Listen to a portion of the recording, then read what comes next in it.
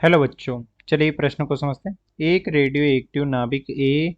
जिसकी अर्धायु capital T है का क्षय एक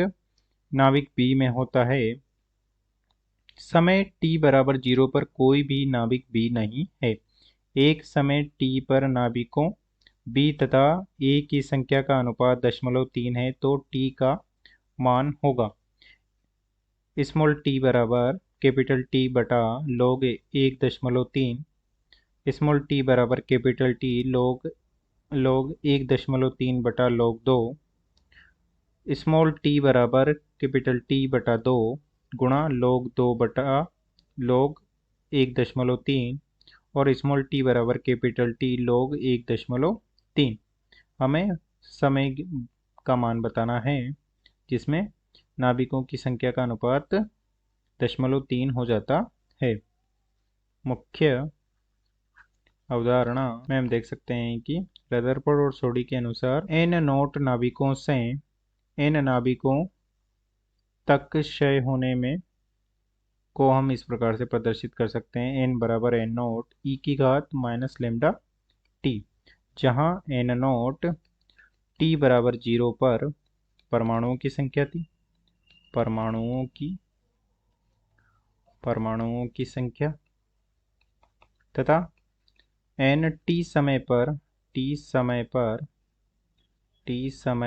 परमाणुओं की संख्या है तथा लेमडा क्षय नियतांक है। इस प्रकार से हम किसी भी रेडियोएक्टिव पदार्थ के क्षय होने की दर को प्रदर्शित कर सकते हैं। अब चलिए प्रश्न को हल करते हैं। प्रश्न में दिया गया है कि ए नाभिक है, उसकी अर्धायु अर्थात टी हाफ बराबर दे रखा है कैपिटल टी, और कैपिटल टी को हम लिख सकते हैं log 2 बेस ई बटा क्षय नियतांक लेमडा। और उस हमें बताना है कि प्रारंभ में ए से नाभिक बी बनता है, तो माना कि टी समय में ए से नाभिक बी बनता है और एन बी बटा एन ए का मान हो जाता है 0.3, जिसे हम लिख सकते हैं 3/10, जिसे हम लिख सकते हैं 3/10, या इसे हम लिख सकते हैं 30/100। यानी कि यदि प्रारंभ में एन ए बराबर 100 था तो एन बी बराबर 30 था, तो कुल परमाणुओं की संख्या एन नॉट हो जाएगी 100 + 30, अर्थात कुल प्रारंभ में जब रेडियोएक्टिव पदार्थ रेडियो एक्टिव विकिरण विसर्जित नहीं कर रहा था तब एन नॉट परमाणु थे, जो कि हो जाएगा 130, और टी समय पश्चात उनमें परमाणुओं की संख्या हो जाएगी एन बराबर 100, अर्थात एन नॉट से टी समय में एन परमाणु क्षय होकर एन परमाणु बराबर 100 शेष बच गए हैं। अर्थात इसके समीकरण को हम मुख्य अवधारणा के आधार पर इस प्रकार से लिख सकते हैं, एन बराबर एन नॉट ई की घात लेमडा टी। अब इसमें मान रख देते हैं, तो ये हो जाएगा, यहाँ पर लिख देते हैं हम मान, जो कि हो जाएगा एन बटा एन नॉट,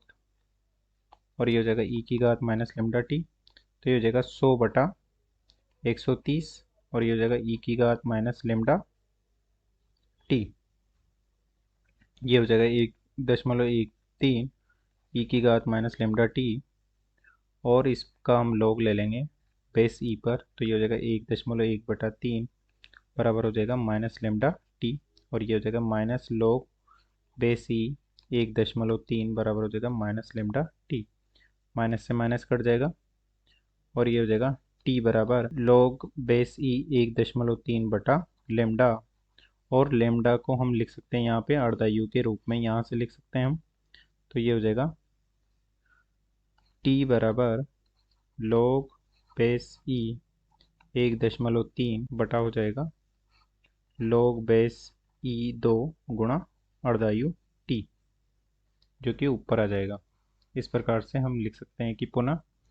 टी बराबर हो जाएगा कैपिटल टी, जो कि अर्धायु दे रखी है, और ये हो जाएगा log बेस ई 1.3 बटा